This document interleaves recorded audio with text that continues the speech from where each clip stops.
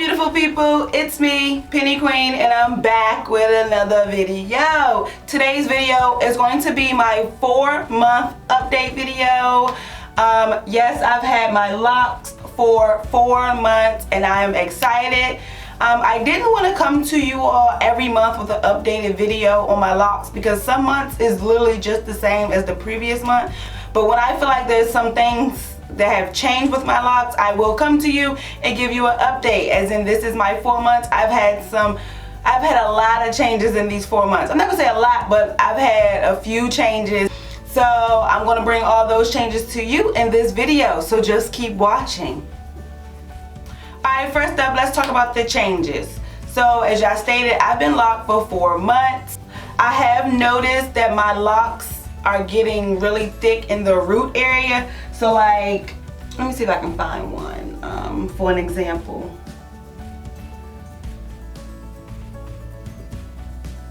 Okay, so say you have this lock here. I don't even know if you can see it.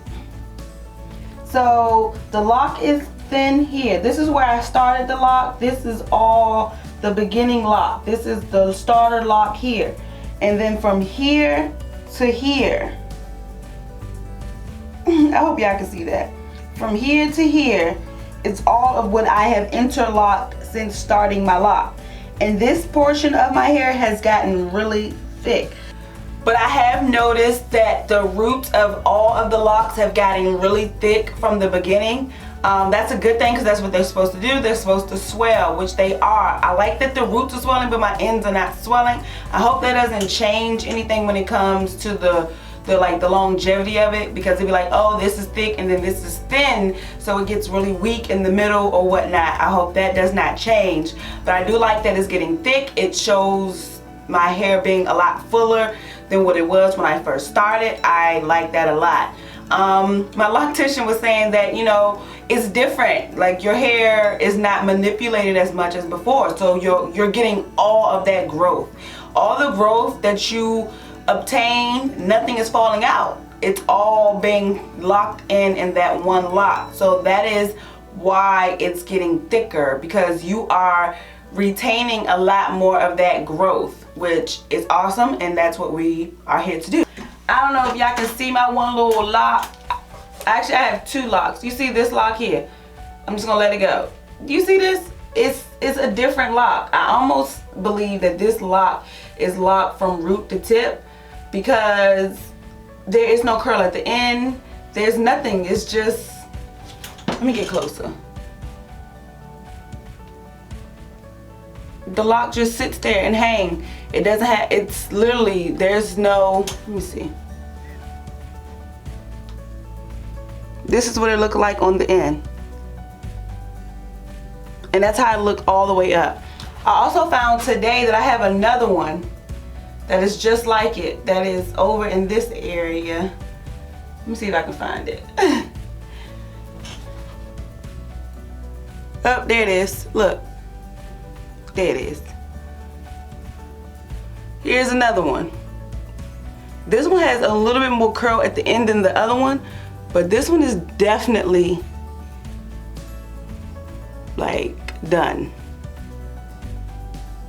And I love it. It shows you see the difference? This is how long my hair should be. And this is where the curls are.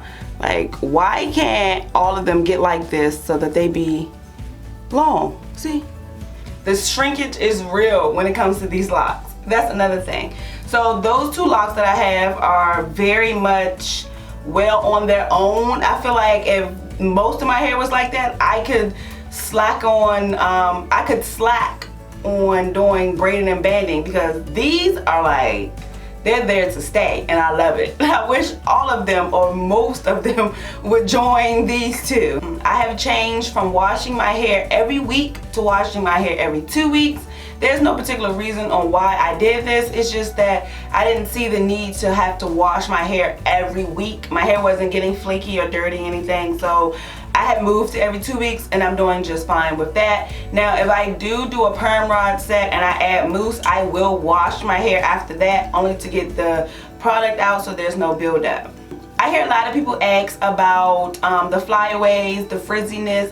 Me personally, my frizziness is not super frizzy. Sometimes it does get frizzy, but on the bad days, what I do is put a scarf on instead of a bonnet. I have noticed that sleeping with a bonnet, it's like your hair is just like swishing all over the place, even though the bonnet is satin, but the frizzies just go all over the place because at night your hair is like whoosh, whoosh, whoosh, whoosh. Every time you turn, the bonnet is turning, so I get like a lot of frizzies that way because there's a lot of, not friction, but a lot of movement that causes the frizzies. But if I need my hair to lay down and I have a lot of frizzies, what I do is put on a scarf instead of a bonnet. Alright, let's talk about the products that I've been using in my hair. I know a lot of sister lock or lock people in general say they don't put anything but water in their hair, which is great. I mainly only use water in my hair, but I do add some things to my water. This is my spray bottle that I spray my hair with every day to every other day. If I forget, I'll do it the next day.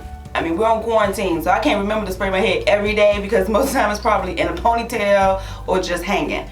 But this is my spray bottle, and in my spray bottle, I use my rose water. I put in half rose water, half water. So I mix my rose water with water, mainly for it to stretch. You don't have to add water to your rose water, but I do. I also add my jojoba oil. My jojoba oil, I love jojoba oil. It's really good for moisture, is why I used it. I loved it on my natural hair. I just love jojoba oil. You don't have to add oil. That's probably also why it's keeping my hair from locking, because I am adding oil. But my scalp sometimes just needs oil. No, oil does not bring moisture to your hair, but it does give it a nice shine, undry feel. Now also in my jojoba, rose water, and plain water, I also add these 3 essential oils. I add tea tree mainly for my scalp because sometimes your scalp can get to itching. No, I don't get any flakes with the itching, but sometimes it does itch, and the tea tree does help with the scalp to keep it from, you know, having that itchy all the time. It's not going to stop the itchy 100%, but it does, you know, settle it a little bit. I also add eucalyptus and peppermint oil to my water. Both of these are great follicle stimulants to help stimulate your hair, for your hair to grow. Yes, I want my locks down my back. I want to be swinging them. So I am stimulating for some hair growth. Because one of my hair goals for the end of this year, for my 1 year, is for me to be able to put my hair in a ponytail like this. I want to be able to put my hair in a low back ponytail, and all of these fit. As you see right now, they don't fit. They just fall out. So I'm really focusing on this area because I want these to get even longer than what they are so that they can reach the back. That's my hair goal for the year. Also, I'm still using the Suave clarifying shampoo. This is the only shampoo I have used on my locks so far.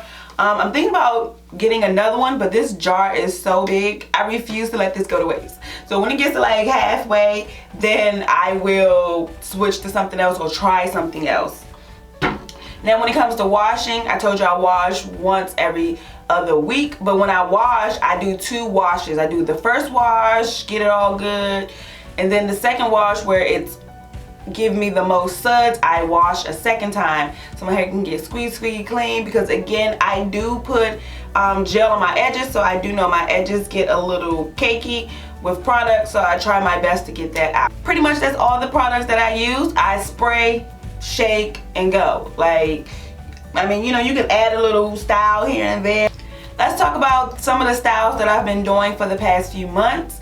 We're gonna get into my favorite style. My favorite style is the Bantu Knot. Like, I love a good Bantu Knot. I feel like Bantu Knots come out better with locks than loose natural. Like, loose natural, first of all, it takes forever for them to dry.